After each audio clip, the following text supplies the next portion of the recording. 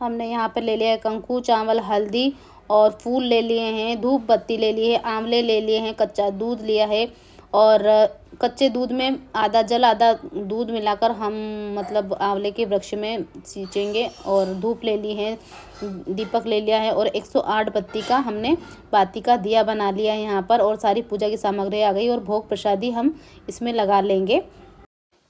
जय श्री कृष्ण, राधे राधे। कैसे हैं आप सब? आशा करती हूँ अच्छे होंगे, स्वस्थ होंगे। बाबा श्याम की कृपा आप सब पर बनी रहे।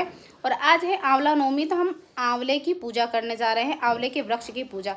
आंवले की वृक्ष की पूजा हम इसलिए करते हैं क्योंकि उसमें भगवान विष्णु का वास होता है, तो इसीलिए हम आंवले के वृक्ष की पूजा करेंगे। और वहाँ पर भोजन भी करना चाहिए आंवले के पेड़ के नीचे।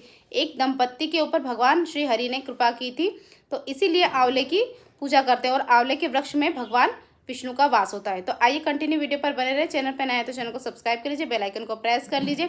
और हम आंवले की पूजा सेवा चलिए करते हैं और आप लोगों को बताएंगे कि हमने क्या क्या पूजा सेवा में सामग्री ली है। और भगवान श्री हरि की कहानी भी सुनाएंगे, एक दंपत्ति की कहानी सुनाएंगे कि जिनके साथ प्रभु श्री हरि ने कृपा की थी। यहाँ पर मैंने ले लिया है कच्चा सूत, आंवले लिए हैं और कच्चे दूध के अंदर पानी, आधा दूध आधा पानी, और हम आंवले के वृक्ष की जड़ में चढ़ाएंगे क्योंकि भगवान श्री हरि का इसके अंदर वास है। और कंकु, चावल, धूप, दीप, कपूर आरती के लिए। और हमने 365 बाती का दिया ले लिया है यहाँ पर, और एक दिया सिंपल सा बना लिया है। और ना ज़्यादा पूजा कर सकते हैं हम, तो कच्चा दूध और जल चढ़ाकर भगवान श्री हरि को प्रसन्न कर सकते हैं। तो आइए अब हम पूजा सेवा शुरू कर रहे हैं। तो आप लोगों को हम कहानी भी सुनाते हैं कि भगवान श्री हरि ने कैसे एक दंपत्ति पर कृपा करी और उनको सक्षम किया और उनके ऊपर बहुत ही ज़्यादा कृपा की।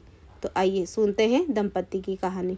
एक दंपत्ति थे, उनके 4 बेटे थे और 4 बहुएं थी। ये दंपत्ति एक नगर के सेठ सिठानी थे और इतने धनी थे कि इनको धन रखने के लिए भी नौकर चाकर रखना पड़ते थे। इनके पास इतना धन था कि ये रोज़ नौकरों से बोल के अपना धन तुलवाते और सारी धन को, संपत्ति को संभालने के लिए नौकर चाकर रख रखे थे। इतना अधिक इनके पास धन था। इनके 4 बेटे थे, 4 बहुएं। तो 4 बहुएं थी, 4 बेटे थे। और ये सेठ सिठानी, इनका नियम था कि सिठानी का कि एक आंवला रोज़ दान करेंगी। और आंवला भी सोने का था, तो सोने का आंवला रोज़ दान किया करती सेठानी और उसके बाद ही भोजन किया करती। इसी प्रकार इनका जीवन बहुत सुखपूर्वक व्यतीत हो रहा था, बहुत सुखमय जीवन, मंगलमय इनका जीवन जी रहे थे। तो फिर एक दिन क्या हुआ कि इनके बहू के मन में ये भाव आया कि सासू माँ इतना सारा आंवले जो सोने के, हमारा सारा धन खत्म हो जाएगा, ऐसे दान करती रहेंगी तो हमारे पास क्या बचेगा। तो चारों बहू इकट्ठी हुई, अपनी सासू माँ को बुलाया और कहा कि सासू माँ, आप ये जो आंवला दान करती है ये दान मत किया करें, ना किया करें। तो सासू माँ ने कुछ नहीं जवाब दिया और बोला ठीक है। तो बोले इसके बदले में आप एक फल वाला आंवला जो आता है वही दान कर दें। तो बहुओं ने बोला, तो सासू माँ ने उसमें भी हाँ कर ली, राजी हो गई सासू माँ। तो वो रोज़ उनका नियम था कि भोजन करती और नहीं, पहले दान करती और उसके बाद ही भोजन किया करती। ऐसे ऐसे करते करते कई समय बीत गया। फिर थोड़े टाइम बाद बहुओं के मन में आया कि सासू माँ तो यूं ही सारा दान पुण्य करती रहती है। तो उन्होंने मना कर दिया अपनी सासू माँ को कि आप ये आंवला भी मत दान किया करा करो। उन्हें एक सादा आंवला भी दान करना पसंद नहीं आता था बहुओं को। तो ये बात उन्होंने अपने पति से कही, तो दोनों को बहुत बुरा लगा, सेठ जी को भी बहुत बुरा लगा। और दोनों को बुरा लगा तो दोनों ही घर छोड़कर चले गए। अब दोनों घर छोड़ के चले गए। अब यहाँ पर इन्हें बुरा लग रहा था और आज इन्होंने सेठानी ने बिल्कुल कुछ दान नहीं किया था। तो जब ये एक सोने का आंवला दान करती है या सादा आंवला दान करती है, उसके बाद ही भोजन करती हैं। तो अब ये दोनों ने घर छोड़ दिया और घर छोड़कर बाहर चली गई। अब घर जाकर बाहर छोड़ा घर और बाहर एक जंगल की ओर चली और वहाँ जाकर बैठ गए। अब वहाँ जाकर बैठे और भूखे तो थे ही दोनों ही, और वहाँ झाड़ के नीचे बैठे बैठे रात बीत गई। अब सुबह उठती हैं, सुबह देखती क्या है कि वहाँ पर एक आंवले का वृक्ष है और उस आंवले में बहुत ज़्यादा, उस वृक्ष में आंवले लगे हैं। और फिर वहीं उसी आंवले के वृक्ष के नीचे एक आंवला तोड़ के दान करती और दान करने के बाद फिर सुखपूर्वक वहीं पर भोजन करती आंवले के वृक्ष के नीचे बैठकर। और ऐसे करते करते बहुत सारा उनके पास इतना ज़्यादा धन हो गया, उनका पति का काम भी अच्छा हो गया और बहुत काम काज करने लगे और बहुत सारा धन हो गया। इतना अधिक धन हो गया कि उनसे संभालते नहीं बन रहा था, इतना कृपा की। और उस आंवले के वृक्ष में भगवान श्री कृष्ण श्री हरि विष्णु भगवान का वास था। और उसी दंपति ने वहीं पर एक मकान बनाया और वहीं पर फिर नौकर चाकर लगाकर अपना सब कुछ, महल अटारी सब बना लिया और वहीं पर रहने लगे।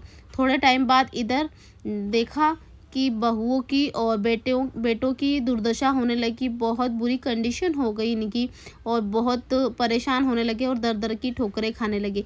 तो एक दिन उधर से उनका बेटा गुजरा और देखा कि ये माँ है, तो पहचान नहीं पा रहा था। और फिर एक बेटे ने अपने पिता के पास जाकर कहा कि मुझे काम मिलेगा क्या, और उसने अपने पुत्र को पहचान लिया और पुत्र ने अपने पिता को पहचान लिया और खूब रोने लगा और क्षमा याचना करने लगा कि पिताजी मुझसे गलती हो गई, हमें क्षमा कर दो। सभी ने उनसे क्षमा प्रार्थना मांगी, क्षमा याचना करते हैं अपने पिताजी से। और उन्हें पता चलता है कि आंवले वाली बात, कि सोने का आंवला दान कर रहा है कोई, तो इसलिए उनके पास जाते हैं। तो वो बोलते हैं कि हमारी माता सोने का आंवला दान किया करती थी। तो पर वो तो बहुत बुरी कंडीशन में घर से बाहर निकले, उनके पास तो धन ही नहीं था, तो वो कैसे सोने का आंवला दान कर सकते हैं। तो इनकी तो इधर बहुत बुरी दुर्दशा हो रही थी, पर ये काम मांगने के हिसाब से गए थे। फिर वहाँ पर क्षमा याचना की, अपने पिताजी से क्षमा मांगी और प्रार्थना की कि हम धन की लालच में ये सब कार्य करने लगे, हमें क्षमा कर दीजिए। और फिर सेठानी ने अपना नियम ले लिया और सोने का आंवला रोज़ दान करने लगी। वो फिर से अपने भगवान श्री हरि की कृपा से सोने का आंवला दान करने लगी। और जैसी कृपा इन दंपति पे की है, हे श्री हरि भगवान विष्णु भगवान, हम सब पर कृपा करना। जो कथा को सुनता है उस पर भी कृपा करना, जो आपकी सेवा करे, जो आपका निमित्त नियमों का पालन करे, उस पर भी कृपा करना। जय विष्णु भगवान की, जय कार्तिक के ठाकुर की जय हो मेरे श्री हरि। और यहाँ पर हमारी पूजा पाठ सेवा सब हो चुकी है। अब हम यहाँ पर परिक्रमा लगाएंगे। हमने परिक्रमा नहीं लगाई है, तो यहाँ पर सब जने परिक्रमा लगा लेंगे। और सभी की परिक्रमा होने के बाद, आरती के बाद हम यहाँ पर पूजा सेवा करेंगे। अभी मेरी परिक्रमा लग रही है क्योंकि यहाँ 108 परिक्रमा लगानी है, पर मैं 108 तो नहीं लगा पाऊँगी क्योंकि यहाँ पर जगह बहुत ऊंची नीची है और इतनी ज़्यादा परिक्रमा नहीं लग पाएगी। तो मैं 8 ही परिक्रमा लगाऊंगी यहाँ पर। और 8 परिक्रमा लगाने के बाद भगवान श्री हरि की पूजा आरती करने के बाद, और पूजा आरती करने के बाद हम यहाँ पर कथा सुनेंगे भगवान श्री हरि की। जो हमने सुनाई है वही कथा हम सुनेंगे और भगवान श्री हरि की कृपा पाएंगे।